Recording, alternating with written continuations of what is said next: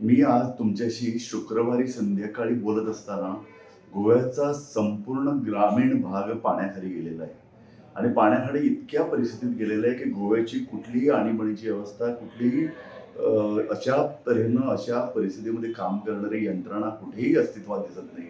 खुद्द आपले आरोग्यमंत्री जे 70 तालुक्यामधले त्यांच्या तोंडात हे वाक्य आहे. त्यांनी एका जिल्हाधिकाऱ्याला विचारलं की मी तुमच्या कार्यालयात मी गेलो होतो तिथं कोणी उपस्थित नव्हतं आणि ते स्वतः एकमेव असे मंत्री दिसले मला की जे स्वतः ग्रामीण भागात होडीतूनही काही ठिकाणी गेले.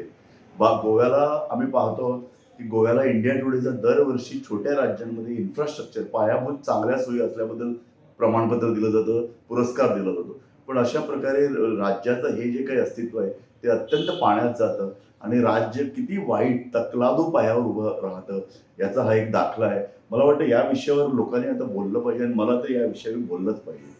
आपण पाहतो मागचे जवळ-जवळ 15 दिवस सतत पाऊस पडतोय. ही अतिवृष्टी आहेच. परंतु केवळ शहरांमध्ये नाही. आम्ही पाहिलं की शहरांमध्ये दाटीवाटीनं घरं उभी झाली. प्लॅनिंगचा बोजवारा उडाला. इथं कोणतेही निकष न पाळता रस्त्यांवरती आणि जे काही ओहोळ होते त्यांच्यावरती बांधकामं उभं राहिली. पण ग्रामीण भागात वेगळी परिस्थिती नाहीये. इथल्या पंचायती अत्यंत कामचुकार आहेत, भ्रष्ट आहेत. हे अशा वेळी अगदी सामोरं येतं आणि आम्ही पाहतो की संपूर्ण ग्रामीण भाग, फोंडा हा एक चांगला भाग आहे. याच्या ग्रामीण भाग पाण्यानं वेढला गेलेला आहे. 70तील अनेक गावे त्यांचा वाळपई त्यांच्या मुख्यालयाशी संपर्क तुटलेला आहे.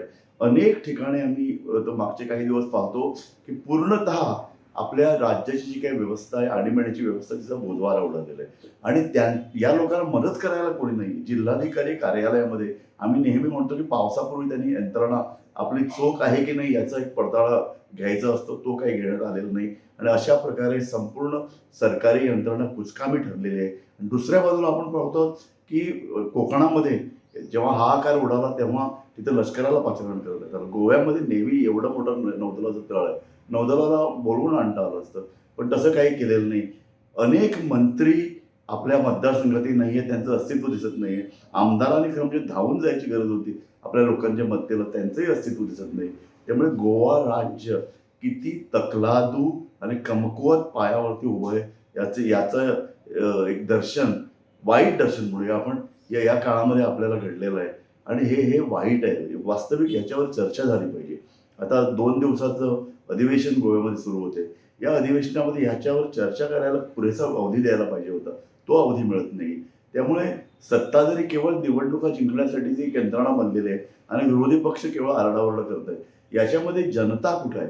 मला वाटतं आता ग्रामीण आणि शहरी याचा भेद न करता अगदी कर्तव्यदक्ष आणि जागरूक नागरिकांनी आता एकत्र येऊन या सगळ्या विषयावर एकत्र आलं पाहिजे आणि सरकारला प्रश्न विचारले पाहिजेत.